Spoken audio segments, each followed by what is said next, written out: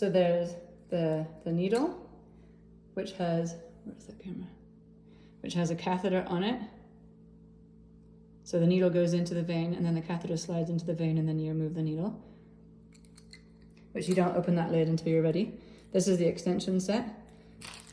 And this, I can't remember what it's called, but it's I think it's the SmartSight. It's the way you attach things to it. So what we always did was take this one off because it's really tight and hard, really hard to get off, and replace it with this one really gently. So it's going to be easy to do it while you're holding someone's vein with the other hand.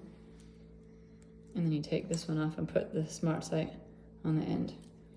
So that's now what you do once you get the needle in. And then I won't do it on John, else he'll divorce me, but he's super easy. But so first you put a tourniquet up here, you wait maybe a minute, and the veins will come out greater. And what I always did was I had a medium glove on my right hand, and my left hand I had a small glove, so there was no wrinkles at all, super smooth. And then he's easy because you can see them, but you want to feel. So you want to be able to feel squishiness.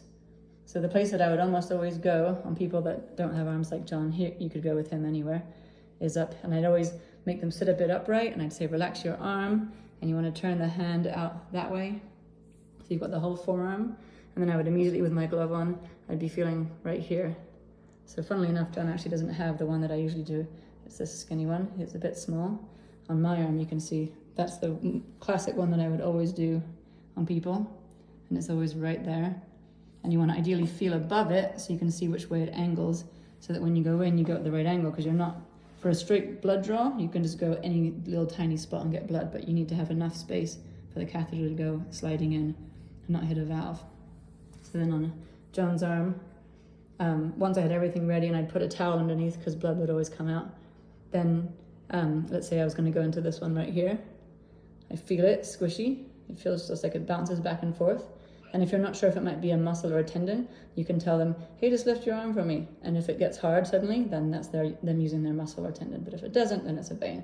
And then don't worry, John, I'm not going to do it, but you want to hold, so then you wipe clean and you let it dry as it stings. And then you, so like I say, I'm going to aim for right there. I'm looking for a mole or any kind of a thing so I can remember where it was.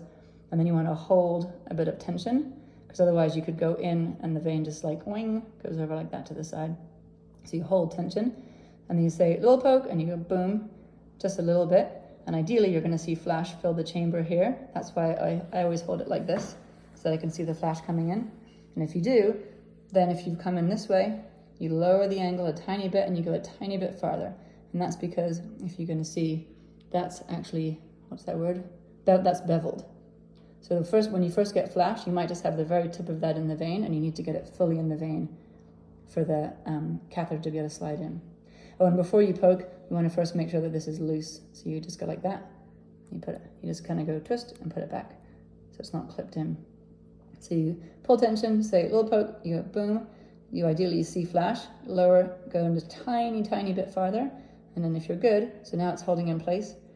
Now, I always went like this with two hands. And so pretend I'm in the vein now, I'd be going like this, really slowly. If you feel any resistance, don't force it, because if you're forcing it, that means you're against the side of the vein and you're going to blow the vein out the other side. So if you're feeling like you're hitting a wall or something, literally, back it off, pull the needle a tiny bit out and see if you get more blood coming in. If you do now, because maybe you went too far, try again. If you're still getting resistance, you've got to keep, like, just don't force it if you're getting resistance. Anyway, so then if you finally get this all the way in, till it's flush against the skin, now you should be seeing blood filling slowly up here, and it's going to drip when you let go. So now you're supposed to push hard on the vein up here to lock it off and have the extension set ready.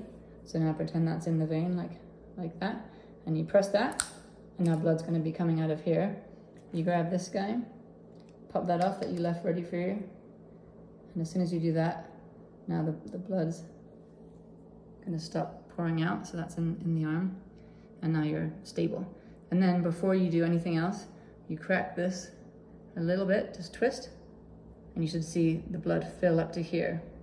So that does two things. One, proves that you're in the vein, so you know you didn't lose it, and two, it takes the air out of right there, so that now if you're filling a blood tube and you don't want to have air in there, or if you're going to put something into the arm, you don't want to push air into there. And then you can put the vacutainer on here and the blood draws, or you can put it, then you put a flush on here, and you flush and you tell them you're going to feel a funny taste in your mouth or taste a funny taste in your mouth, you flush through there. So another thing is, if you, before what I was saying, if you've got the needle in, you've got flash, but you can't get the catheter to go in, you're getting resistance, pull out a little bit till you can see that you really are in the vein, and then you just pop the needle, get rid of it, and you do this, and then you can put a flush on the end right here, and you try to, they call it float it in. So the idea being that you might be like, let's say here's the vein, maybe you're like that, and the catheter is struggling to push in because it needs to be that way. If you push very slowly on the flush. If it hurts and stings and you see a bump swelling up here, that means you're through the other side of the vein and you're pouring saline into their arm, and it's going to hurt, and you need to just take the needle out, the catheter out. But if you can flush and it doesn't hurt them and it's flowing through, then you can push a bit harder and it makes the vein get a bit larger, and you can try to push the catheter in as you're flushing. But again, if it's resistance or you see that thing swelling up there, you just got to pull the catheter out and out and out, and you might eventually get to a point where it's going to work, or you might have to just give up. I think that's everything. I'm going to pass out.